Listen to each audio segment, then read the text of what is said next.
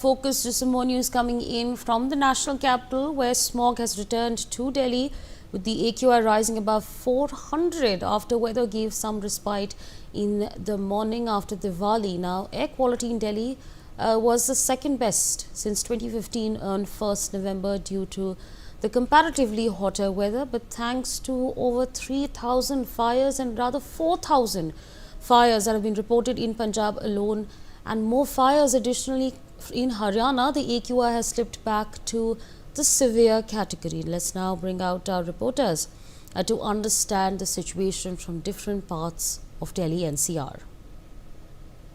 Problem of pollution still pertains in Delhi NCR, and right now we are at one of the hotspot areas. This is the area of Akshardham Mandir, and you can see the visuals also behind me. It is a very beautiful and a very famous tourist place where people come from different places to visit this place. But you can see the situation right now here, that the environment is completely covered with a thick layer of pollution right now, and everything seems foggy. But this is not the fog. This is the a result of the pollution that is increasing day by day in Delhi NCR, and these are the one of the busiest routes also. You can see the vehicles commuting here from one place to another. These are the vehicular pollution is very high also in this particular area. And talking about the air quality index in this particular area, then it has crossed the levels of 400 in the earlier days, but right now it is between 300 to 400 levels, which comes under very poor quality. And according to the CPCB also, upcoming days are also very alarming for Delhi NCR, for the people living in Delhi, because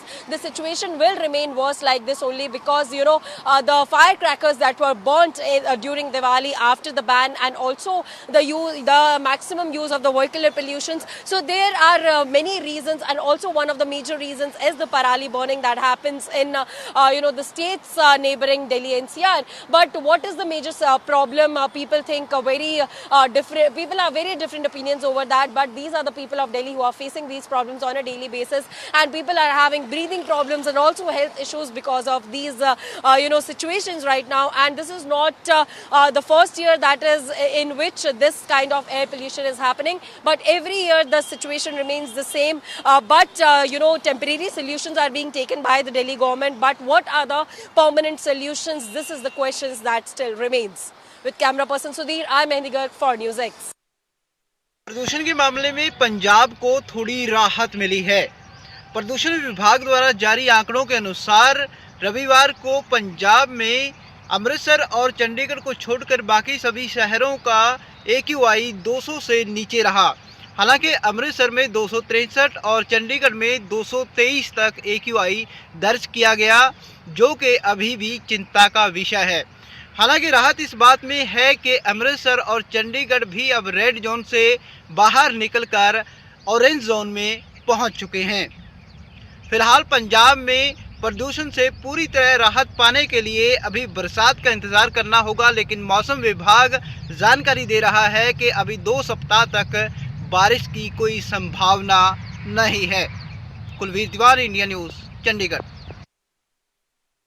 क्या नाम है sir? जी मोहम्मद तौसीफ आलम। कहाँ के रहने वाले हैं? जी मैं पटना बिहार से। पटना से हैं या दिल्ली में अभी घूमने आए हैं? जी हाँ, घूमने आया था, जॉब के सिलसिले से आया हूँ। अच्छा, कैसी आबो हवा दिल्ली में महसूस कर पा रहे हैं? पिछले 2 दिन से मैं दिल्ली में हूँ, लेकिन यहाँ पर पॉल्यूशन थोड़ा ज़्यादा, पटने से ज़्यादा पॉल्यूशन है। जी हाँ। समस्या भी हो रही है इसकी वजह से?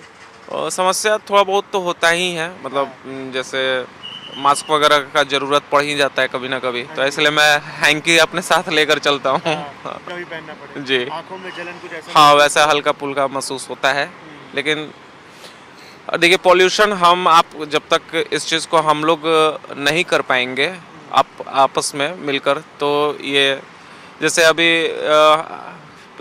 इतना ज़्यादा पॉल्यूशन इसलिए हुआ है क्योंकि दीपावली को लेकर जो कि पटाखे वगैरह छोड़े गए हैं, जिसके चलते वो हर साल होती है दिल्ली में, जब भी दीपावली का पर्व आता है और यहाँ पर प्रदूषण बढ़ जाता है। बहुत बहुत धन्यवाद। एक और भाई हमारे साथ मौजूद है। सर, क्या नाम है आपका?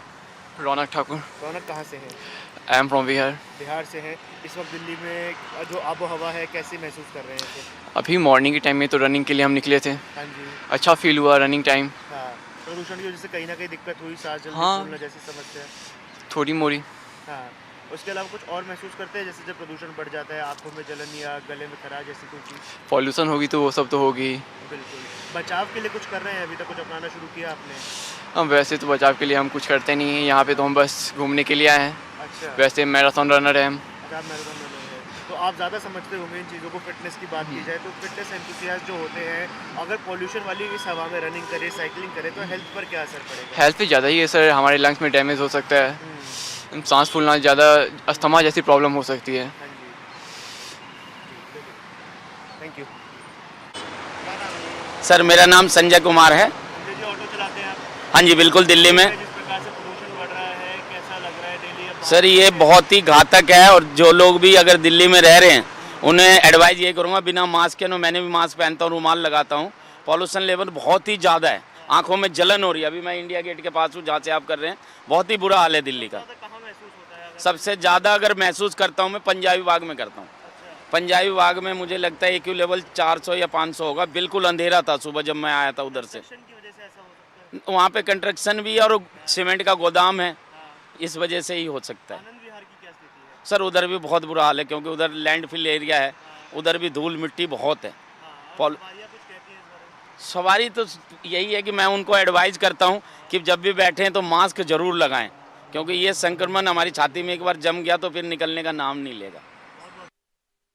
The hearing is to take place around 12 noon, and it is to be seen what Delhi government will have to say, what the Punjab and Haryana government and the centre will have to say over the alarming rising of the pollution in Delhi NCR, as the air quality index crosses 400 marks, and the air quality is in hazardous condition. It's the particulate matter 2.5, PM10, NO2, SO2 levels are very high. The air is in severe condition, and it is to be seen because last time when the hearing happened in the Supreme Court, the Punjab and Haryana chief secretaries were summoned, questioned, grilled, and the centre's Environment Protection Act was called as a toothless tiger. Now what they will say in the Supreme Court, we will update you on the news. Well, Dr. Akash Vitholia from RML Hospital has exclusively spoken to NewsX over the diseases caused by pollution. Let's listen in.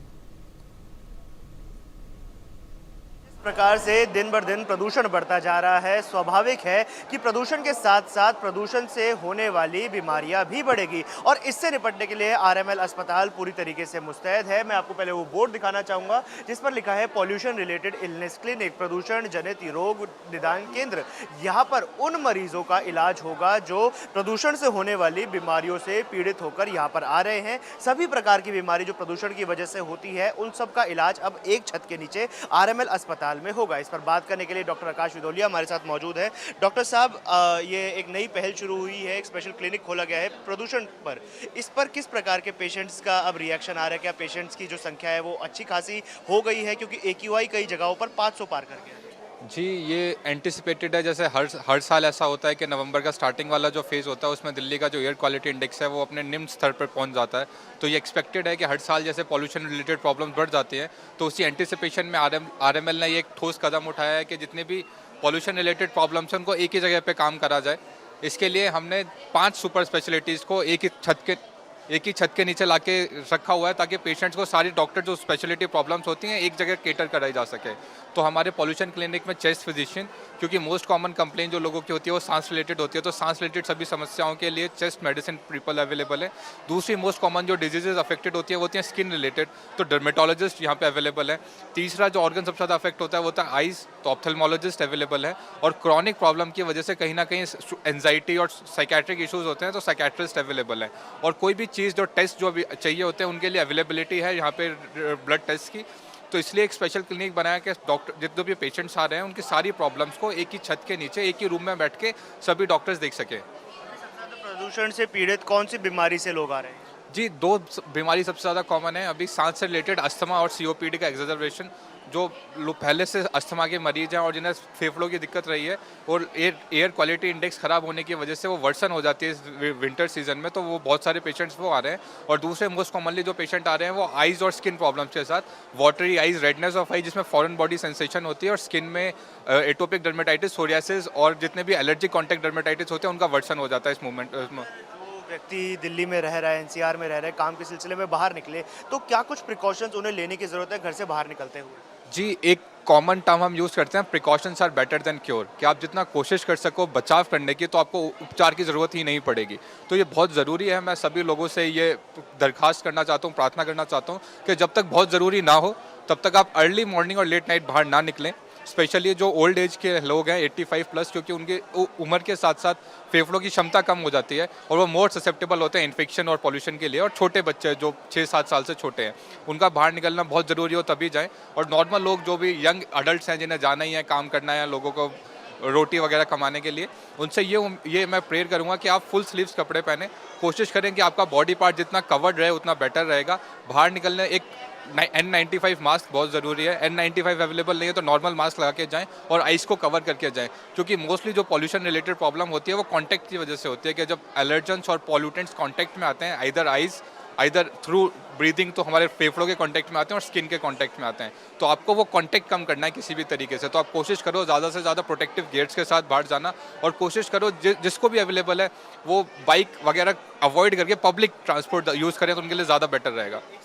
बनता है कि देखिए, आपने खुद ही बताया कि कई लोग हैं जो इनकी मजबूरी है, बाहर जाना, रोटी कमाना है, पैसे कमाने हैं, जाना पड़ेगा। इमरजेंसी सर्विसेज में आप लोग काम करते हैं, आपकी मजबूरी है बाहर निकलना। जब घर वापस आए तो उस समय क्या मेजर्स लेने की ज़रूरत है? जी, ये भी बहुत इंपॉर्टेंट सवाल है कि आप पूरे दिन बाहर एक्सपोजर के बाद जब घर आ रहे हो, जो आपका 8 से 10 टाइम अंदर रहने वाला टाइम है, तो आते ही आपको सबसे पहले अपना फेस वॉश करना है, आंखों के अंदर पानी डालना है, क्योंकि जितने भी कॉन्टैक्ट्स इरिटेंट्स हैं वो वहाँ से वॉश ऑफ हो जाए।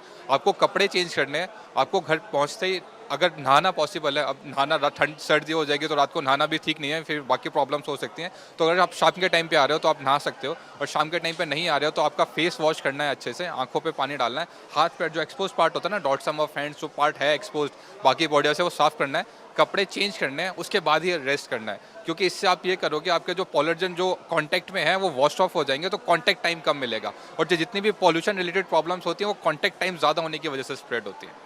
आखिरी सवाल मैं लेना चाहूँगा। देखिए, हमने कई लोगों से बात करी, हम अलग अलग जगहों पर गए, खासतौर पे जो हॉटस्पॉट्स बन गए हैं, आनंद विहार में जो लोग काम कर रहे हैं, चाहे फेरी वाले हैं, रिक्शे वाले हैं, ऑटो वाले हैं, उनका ये कहना है जब थूक आता है तो वो कलर जो है उसका ब्लैक हो चुका होता है। कई लोगों को जो कफ की प्रॉब्लम है, वो जो कफ निकलता है वो ब्लैक हो जाता है। ये कफ को कम करने के लिए, इसको निपटाने के लिए क्या वो खाने की चीज़ें हैं जिनको आप रिकमेंड करते हैं कि वो चीज़ें खाई जाए जिससे हम इन बीमारियों से बच सकें? जी, पॉल्यूशन में क्या होता है, हाई ऑक्सीडेटिव डैमेज होता है, तो ऐसी चीज़ें जो एंटीऑक्सीडेंट प्रॉपर्टी जिनके अंदर है वो चीज़ों के सेवन करने से आपकी बॉडी नेचुरल हेल्दी होती है। तो कोई भी चीज़ जो पीले कलर की होती है उसमें विटामिन ए ज़्यादा होता है, कैरेटिन पिगमेंटेशन होती है, विटामिन सी जो खट्टी चीज़ें होती है, सिट्रस फ्रूट, मौसमी, ये सब खाने से आपकी बॉडी इंटीरियरली ऑक्सीडेटिव डैमेज को काउंटर करेगी और आपकी बॉडी हेल्दी ग्रो करेगी। और एक रिक्वेस्ट ये है लोगों से कि जो स्पूटम आता है वो आता है एरोसोल इनहेलेशन की वजह से, तो उन लोगों को आप अगर ये मैसेज दे सके कि वो मास्क पहन के बाहर जाएँ, तो जो बाहर से चारकोल और जो डस्ट पार्टिकल्स अंदर आ रहे हैं वो उनका एक बैरियर क्रिएट हो जाएगा ताकि वो अंदर नहीं आ पाएंगे। और उन लोगों को ये एडवाइस देना है कि आप कोशिश करो ज़्यादा से ज़्यादा ऐसी जगह पे से थोड़ा दूरी बनाए रख सके जहाँ पे हॉटस्पॉट, जैसे आपने बोला, जहाँ पे पॉल्यूशन दिख रहा है विजिबली, अब बाहर निकलते ही आपकी आंखों में जलन होनी स्टार्ट हो जाती है। ऐसी जगह से अगर हो सके तो थोड़ा दूरी बना के रखें लोगों। बहुत बहुत धन्यवाद डॉक्टर साहब, हमारे साथ जुड़ने के लिए। डॉक्टर आकाश हमारे साथ मौजूद थे। कई अहम बातें प्रदूषण पर उन्होंने बताई है, कई अहम चीज़ें उन्होंने बताई है, खासतौर पर वो बातें जो लोगों को ध्यान में रखने की ज़रूरत है जब वो घर से बाहर निकलते हैं, और वो चीज़ें जब घर पर लोग आ जाते हैं, इन चीज़ों से कैसे निपटा जाए, प्रदूषण से कैसे निपटा जाए, और क्या चीज़ें हैं जिनको ध्यान में रखा जाए जिससे प्रदूषण से होने वाली बीमारियों से आप और हम बच सके। वीडियो जर्नलिस्ट अवधेश चौरसिया के साथ मैं Ayush Sharma, India news, Delhi. All right, so there you heard it. On that note, we slip into a very short break. See you in a minute.